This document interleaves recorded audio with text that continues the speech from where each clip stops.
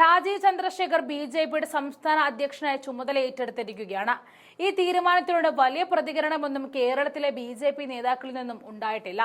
വർഷങ്ങളായി കേരളത്തിലെ മറ്റു പാർട്ടിക്കാരുടെ ആട്ടും തുപ്പുമേറ്റ് കേരളത്തിലെ ബി.ജെ.പി നയിച്ച നേതാക്കന്മാരെ പാടെ അവഗണിച്ചുകൊണ്ടായിരുന്നു കേന്ദ്ര നേതൃത്വം രാജീവ് ചന്ദ്രശേഖരെ കെട്ടിയിറക്കിയിരിക്കുന്നത്. രാജീവ് ചന്ദ്രശേഖറും നിലപാടുകളുടെ കാര്യത്തിൽ വലിയ ക്വാളിറ്റി അവകാശപ്പെടാനില്ലാത്ത നേതാവ് തന്നെ. മൂന്നാം മോദി സർക്കാരിന്റെ സത്യപ്രതിജ്ഞയ്ക്ക് തൊട്ടു മുൻപ് രാജീവ് ചന്ദ്രശേഖർ ഒരു പോസ്റ്റ് ഇട്ടിരുന്നു.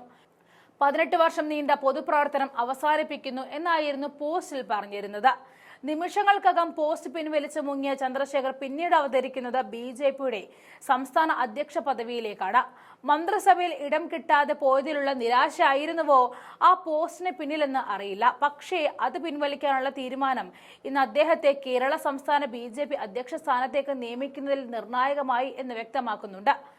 തിരഞ്ഞെടുപ്പിൽ തോറ്റുവെങ്കിലും രാജ്യസഭ വഴി കേന്ദ്രമന്ത്രിയാകാമെന്ന പ്രതീക്ഷയിലായിരുന്നു രാജീവ്. എന്നാൽ അതുണ്ടായില്ല എന്ന് മാത്രമല്ല, MP സ്ഥാനം പോലും കിട്ടിയില്ല എന്ന അവസ്ഥ വരെ ഉണ്ടായി. എന്തായാലും MT രമേശ്, ശോഭാ സുരേന്ദ്രൻ, V മുരളീധരൻ തുടങ്ങിയ കേരള ബി.ജെ.പിയിലെ വമ്പന്മാരെ വീഴ്ത്തിക്കൊണ്ടാണ് രാജീവ് ചന്ദ്രശേഖർ കേരള ബി.ജെ.പിയിലെ അമരത്തേക്ക് വരുന്നത്. ഇനി കേരള ബി.ജെ.പിയുടെ ഔദ്യോഗിക മുഖം രാജീവ് ചന്ദ്രശേഖർ ആയിരിക്കും. കേരള രാഷ്ട്രീയത്തിൽ അത്രയൊന്നും ചിരപരിചിതമല്ലാത്ത രാജീവ് ചന്ദ്രശേഖർ എങ്ങനെ വെല്ലുവിളികൾ മറികടക്കുമെന്നും കണ്ടറിയേണ്ട കാര്യം തന്നെ. 1964 മെയ് 31 വ്യോമസേന ഉദ്യോഗസ്ഥൻ MK ചന്ദ്രശേഖരന്റെയും വല്ലി ചന്ദ്രശേഖരന്റെയും മകനായി അഹമ്മദാബാദിലായിരുന്നു രാജീവിന്റെ ജനനം.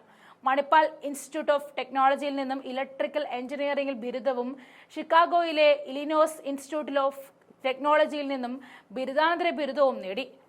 1988 മുതൽ 1991 വരെ ഇന്ത്യയിൽ ജോലി ചെയ്ത ശേഷമാണ് ഇന്ത്യയിലേക്ക് തിരിച്ചു വരുന്നത്. വിവാഹശേഷം ഭാര്യ പിതാവ് TPG നമ്പ്യാരുടെ ബ്രിട്ടീഷ് ഫിസിക്കൽ ലബോറട്ടറീസ് എന്ന BPL ഗ്രൂപ്പിന് രാജീവും ഭാഗമായി. 1994 BPL മൊബൈൽ സ്ഥാപിക്കുന്നത്. 2005 Rajeev Chandrasekhar $100 million Jupiter Capital എന്ന ഫിനാൻഷ്യൽ ഇൻവെസ്റ്റ്മെന്റ് കമ്പനി തുടങ്ങി.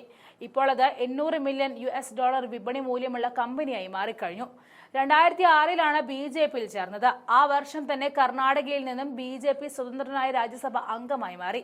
2006 മുതൽ 2018 വരെയുള്ള കാലയളവിൽ തുടർച്ചയായിട്ട് 2 തവണ കർണാടകയിൽ നിന്നുമുള്ള MP ആയി മാറിയ നേതാവ് 2021 രണ്ടാം നരേന്ദ്രമോദി മന്ത്രിസഭയിൽ ഇലക്ട്രോണിക്സ് ആൻഡ് IT സഹമന്ത്രിയായും കളം നിറഞ്ഞു. തിരുവനന്തപുരത്തിന് ഒരു കേന്ദ്രമന്ത്രി എന്ന പ്രഖ്യാപനമായിട്ടായിരുന്നു 2024 രാജീവ് ചന്ദ്രശേഖരനെ ബി.ജെ.പി തിരുവനന്തപുരത്ത് മത്സരിപ്പിക്കുന്നത്. തൊട്ടു മുൻപുള്ള തിരഞ്ഞെടുപ്പിൽ 90,989 വോട്ടുകൾക്കാണ് തരൂരിനോട് ബി.ജെ.പി അടിയറവ് പറഞ്ഞതെങ്കിൽ 2024 തരൂരിന് ഭൂരിപക്ഷം 16,077 കുറയ്ക്കാൻ രാജീവിന് കഴിഞ്ഞു.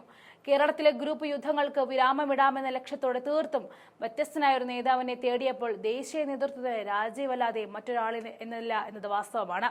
കേരളത്തിലെ ഗ്രൂപ്പ് യുദ്ധങ്ങൾക്ക് വിരാമമിടാമെന്ന ലക്ഷ്യത്തോടെ തീർത്തും വ്യത്യസ്തനായ ഒരു നേതാവിനെ തേടിയപ്പോൾ ദേശീയ നേതൃത്വത്തിന് രാജീവല്ലാതെ മറ്റൊരാളില്ല എന്നത് വാസ്തവമാണ്.